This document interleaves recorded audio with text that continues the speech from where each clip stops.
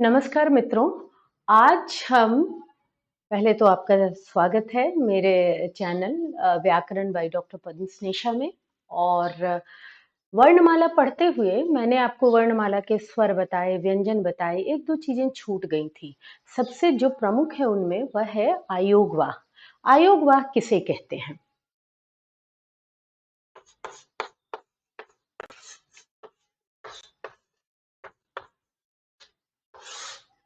क्या होते हैं आयोगवाह? दरअसल आयोगवाह वैसे कहते तो अंग और अह को। देखिए, स्वर और व्यंजन दोनों में कुछ ध्वनियां ऐसी होती हैं जिनका उच्चारण नाक से होता है। स्वर में वह अंग और अह है, जबकि व्यंजन में न, न और म है। इनको नासिक्य व्यंजन कहते हैं। इनको नासिक्य व्यंजन कहते हैं। नासिक्य क्यों? क्योंकि इनका उच्चारण नाक से होता है। और मौखिक, जब ध्वनि हमारे कंठ से बाहर निकल रही होती है तो दरअसल मुंह से उसका बाहर निकलना बंद होता है, लेकिन नाक से ध्वनि निकलती है। जैसे न, न, न, जीभ बंद हो जाती है लेकिन नाक से ध्वनि निकलती है, इसलिए इसको क्या कहते हैं? नासिक्य ध्वनियां कहते हैं। अब हम आगे बढ़ते हैं और समझते हैं कि आयोगवाह क्या है। तो आयोगवाह इसको अनुस्वार कहते हैं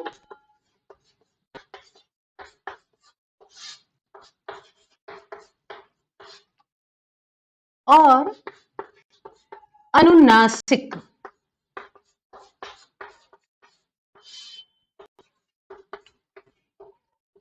चंद्र बिंदु को अनुनासिक कहते हैं और ये बिंदी जो है उसको अनुस्वार कहते हैं। तो अब अनुस्वार और अनुनासिक, इनका उच्चारण कैसे होता है? तो अनुस्वार के लिए हमें अनुस्वार, दरअसल आपको मैं एक उदाहरण से समझाती हूं।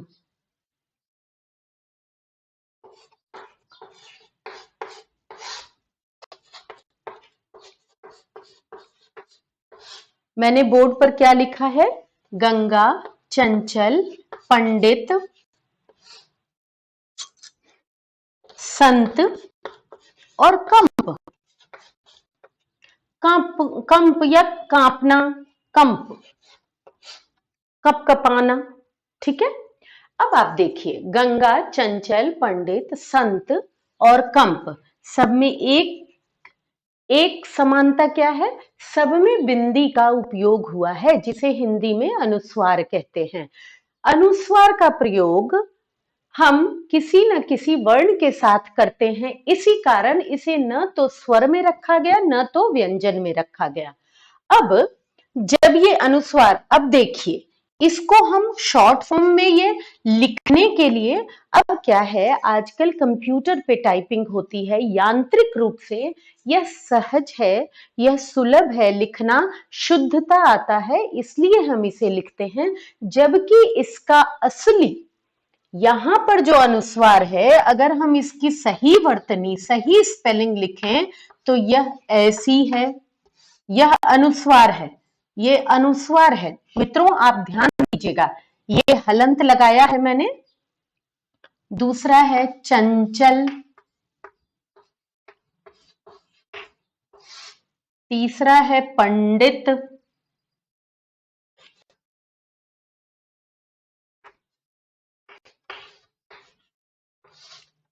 चौथा है संत,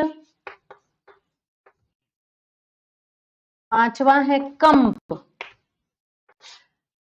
अब आप देखिए, एक ही अनुस्वार के लिए यहाँ आया है, यहाँ न्यू आया है, यहाँ ण आया है, यहाँ न आया है, यहाँ म आया है। तो क्या कोई ऐसा नियम है अनुस्वार को लेकर कि अनुस्वार के रूप में क्या प्रयुक्त होगा?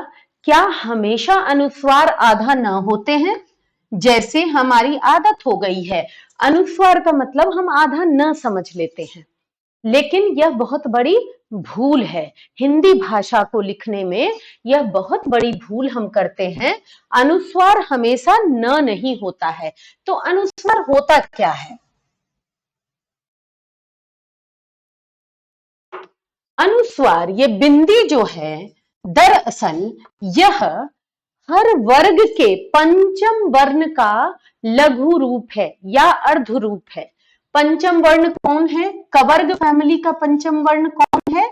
ये है। चवर्ग फैमिली का च, छ, ज, झ, य, ये है। ट की फैमिली का ट, ठ, ड, ढ, ण, त, थ, द, ध, न, प, फ, ब, भ, म। प की फैमिली का कवर्ग का पंचम वर्ण ङ है। चवर्ग का पंचम वर्ग न है, ञ है। टवर्ग का पंचम वर्ण न है, तवर्ग का पंचम वर्ण न है, तथ द ध न।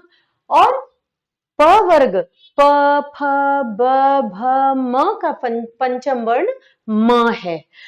तो असल में यह नियम आप याद रखें, जिस भी वर्ण पर, वर्ण मतलब लेटर, वर्ण मतलब लेटर, ठीक है, वर्णमाला मीन्स अल्फाबेट, ठीक है, लेटर, जिस भी वर्ण के ऊपर अनुस्वार आता है, अपने बाद वाले वर्ण, जिस वर्ण पर आता है उसके बाद जो वर्ण है उसकी फैमिली का पांचवा मेंबर होता है। जिसके ऊपर आया है, इसको इस तरह से समझिए कि पड़ोसी का बच्चा ये होता है अनुस्वार, पड़ोसी का बच्चा होता है, पांचवा बच्चा होता है, पांचवा सदस्य होता है, तो सबसे छोटा होता है, तो सबसे लाडला होता है, तो वो पड़ोस के घर में भी सर आंखों पर बिठाया जाता है। इसको इस तरह से समझिए। तो ग के ऊपर है, यहां संयोग से दोनों वर्ण एक ही फैमिली के हैं, एक ही कवर्ग का ही है, ये ग भी, ये ग भी। इसलिए ये जो अनुस्वार है, यहां ग की फैमिली का, ग की फैमिली का कौन है? क, ख, ग, घ, क, ख। इसीलिए मैंने इसका आधा रूप यहां लिखा है। आपको समझ में आई बात? मैं फिर एक बार बताती हूं। पड़ोसी की कहानी याद रखिएगा। पड़ोस का बच्चा है, यह अनुस्वार पड़ोस का बच्चा होता है, लेकिन इतना लाडला होता है अपने घर में कि दूसरे घर में भी यह सर आंखों पर बिठाया जाता है। तो ये जो अनुस्वार है, ये अपने पड़ोसी की फैमिली का सबसे छोटा बच्चा है। तो पड़ोसी कौन है? ग है। सर के ऊपर किसके था? ग के। और पड़ोसी भी कौन है? ग है। तो यह ग किस फैमिली का है? कवर्ग का है। तो क, ख, ग, घ, ङ। इसका हम दूसरा उदाहरण भी ले सकते हैं, पंकज या पंख। पंख मीन्स कीचड़ होता है, पंख। अब देखिए, ये प, प के ऊपर, सर के ऊपर अनुस्वार है, लेकिन है किस फैमिली का? क की फैमिली का है। तो ये पंख भी कैसे लिखा जाएगा? यह मैंने इसलिए बताया आपको कि ग ग में आपको कोई कंफ्यूजन न रह जाए, कोई भ्रम न रह जाए। तो यह पड़ोसी की फैमिली का सबसे छोटा सदस्य अपने पड़ोस वाले के भी इतना लाडला होता है कि वो सर पर चढ़कर बैठता है। अब हम दूसरे शब्द की तरफ चलते हैं, चंचल। इसमें भी च च दोनों सेम है। तो देखिए, च के बाद यह पड़ोसी के फैमिली का पांचवा सदस्य है, इसलिए यह ञ है। अब इसको मैं दूसरे शब्द से भी आपको दिखाती हूं। दूसरा शब्द हम ले लेते हैं, कंचन। कंचन। अब दोनों पड़ोसी डिफरेंट हैं। अब क के सर के ऊपर बैठा है अनुस्वार, लेकिन ये जो अनुस्वार है, यह च के परिवार का सबसे छोटा सदस्य है, इसलिए क के सर के ऊपर जाकर बैठा है।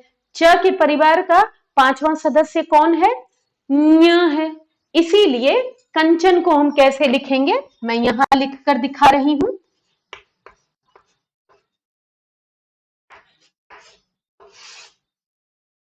ये अनुस्वार है बच्चों, आप बिल्कुल कंफ्यूज मत कीजिएगा। अब समझना थोड़ा आसान है। प के ऊपर जो अनुस्वार हमें दिख रहा है, दरअसल वो ड की फैमिली का 5वां मेंबर है। ड की फैमिली का 5वां मेंबर मैं आपको बताती हूँ, ट, ठ, ड, ढ, ण। ये जो ण है यह 5वां मेंबर है और इसका हम आधा लेते हैं। तो पंडित में जो अनुस्वार है वह टवर्गीय ण का आधा है। उसी तरह हम संत में आते हैं। संत में क्या होता है कि संत में स के ऊपर अनुस्वार है, तो यह किस फैमिली का है? यह त की फैमिली का 5वां मेंबर है। और त की फैमिली का 5वां मेंबर कौन होता है? त, थ, द, ध, न। तो इसलिए यहां यह, अब मैंने इसको हलंत में क्यों नहीं लिखा? क्योंकि हिंदी में इसको भी हलंत में नहीं लिखा। इनको हलंत में लिखा जाता है, जबकि ण को हम हलंत में नहीं लिखते, सिर्फ ये लिखने से आधा ना हो जाता है। डंडी हटा देते हैं तो ये आधा न हो जाता है, इसकी भी डंडी हटा देते हैं तो ये आधा म हो जाता है। यह हिंदी की मानक वर्तनी है, इसलिए संत में ये आधा न है। अब कंप, क के ऊपर, क के सर पर बैठा है, लेकिन यह है किस फैमिली का 5वां मेंबर? प की फैमिली का। तो प की फैमिली का 5वां मेंबर कौन होता है? आप देखिए यहां, प, फ, ब, भ, म। तो यहां आधा कौन होगा? अनुस्वार किसका रूप है? म का। अब आपकी ये भ्रांति मिट गई होगी कि दरअसल हमेशा जो अनुस्वार होता है वह आधा न नहीं होता। कभी कभी अनुस्वार हर बार अब पड़ोसी की फैमिली का 5वां मेंबर होता है और वो आधा होता है। ठीक है, अनुस्वार की भ्रांति मिट गई। अब हम देखते हैं अनुनासिक।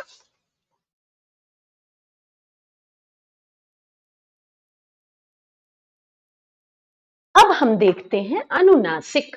अनुनासिक यानी नासिका से जो बोला जाए, नासिका से जो बोला जाए, इसका चिन्ह चंद्र बिंदु होता है। देखिए मित्रों, चंद्र बिंदु के लगाने में एक नियम है।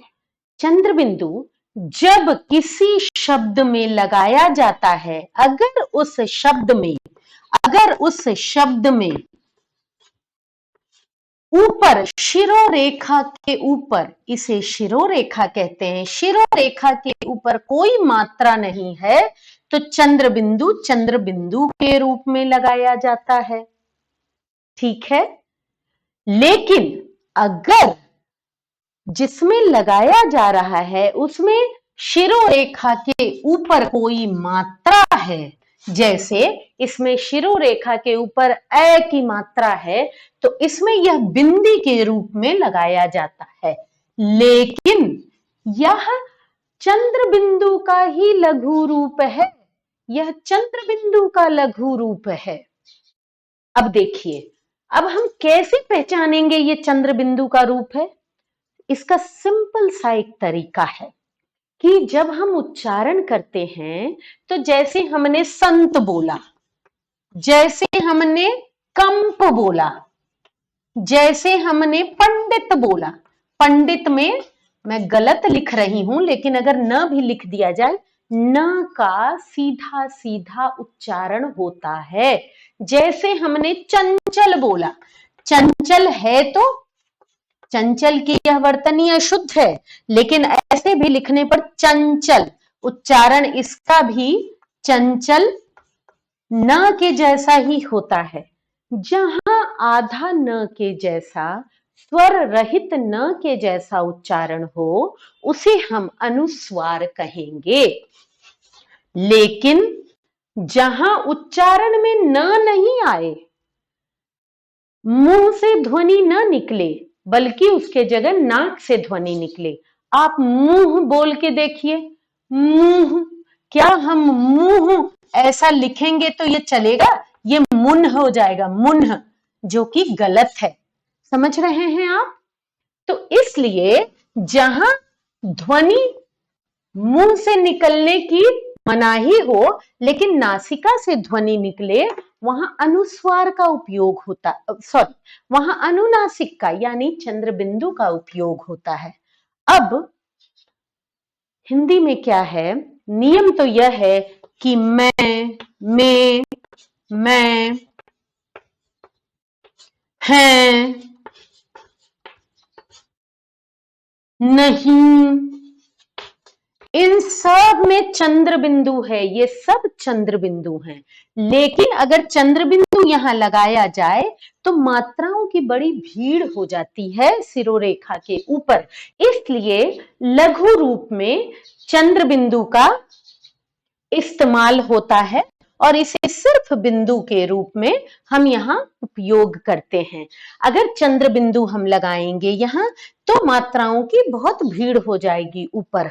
लेकिन हम गलती क्या करते हैं? हम गलती यह करते हैं, हमारी गलती यह है हिंदी भाषा को लिखते वक्त मुंह, ऊंट आदि में भी चांद, जहां चंद्र बिंदु होना चाहिए आंख, वहां भी हम बिंदी लगाकर काम चलाते हैं। यह एक बहुत बड़ी भूल है और वर्तनी के साथ यह गलत वर्तनी हम लिखते हैं। इन सब में चंद्र बिंदु होना चाहिए। ठीक है, इस वीडियो में इतना ही। इसके साथ ही हम अब नेक्स्ट वीडियो में मैं आपको आयोगवाह में विसर्ग भी था, तो विसर्ग को भी हम देख ही लेते हैं। विसर्ग बहुत छोटी सी चीज है। विसर्ग का जो चिन्ह होता है, आयोगवाह में दो चीजें मैंने आपको बताई थी।